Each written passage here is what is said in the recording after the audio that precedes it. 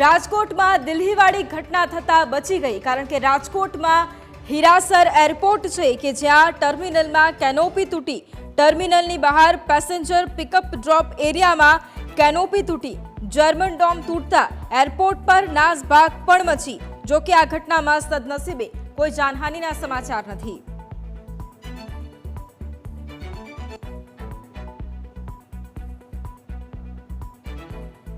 લોકોને ભાજપવાળાના મત લેવાની લાઈનમાં વ્યવસ્થિત પૂરતું કામ નહોતું કર્યું, તે પહેલા ઉદ્ઘાટન કરી નાખ્યું।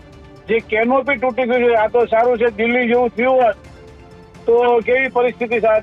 ત્યાં કારણ કે પાર્કિંગ ઝોન છે, ત્યાંથી ગાડીઓ આવે મૂકે, આ તો સમય નહોતો એટલે એ તૂટ્યું તો વાંધો નથી, પરંતુ મોટી દુર્ઘટના થઈ શકે એવી પૂરેપૂરી સંભાવના હતી।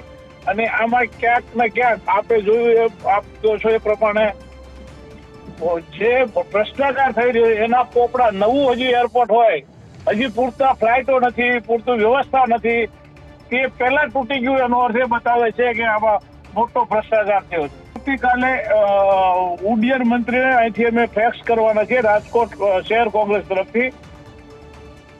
આવતીકાલે એરપોર્ટ જ્યારે બની રહ્યું હતું અને ઉદ્ઘાટનની તારીખ આપી ત્યારે જ અમે ટેલિફોનિક તેમ છતાં ફોટા પાડી અને દરેક પ્રેસમાં મીડિયાને આપ્યું હતું કે હજી બધા કામ બાકી છે, તેમ છતાંય ઉદ્ઘાટન કરવામાં માન્ય વડાપ્રધાન ઉતાવળ કરી રહ્યા છે, એ હકીકતમાં ભવિષ્ય માટે નુકસાન કરતા છે। જે તે સમયે અમે પ્રેસ મીડિયાને કીધેલું અને વ્યવસ્થિત પ્રેસના માધ્યમથી બધું બતાવ્યું હતું।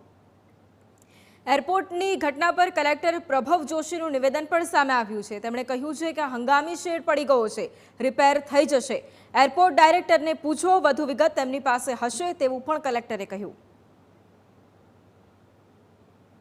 નાનું એલું હંગામી શેડ છે, એ પડી ગયું છે, થઈ જશે, ઓલાને પૂછો, એરપોર્ટ ડાયરેક્ટરને। નાનું એલું હંગામી શેડ છે, એ પડી ગયું છે, થઈ જશે, ઓલાને પૂછો, એરપોર્ટ ડાયરેક્ટરને।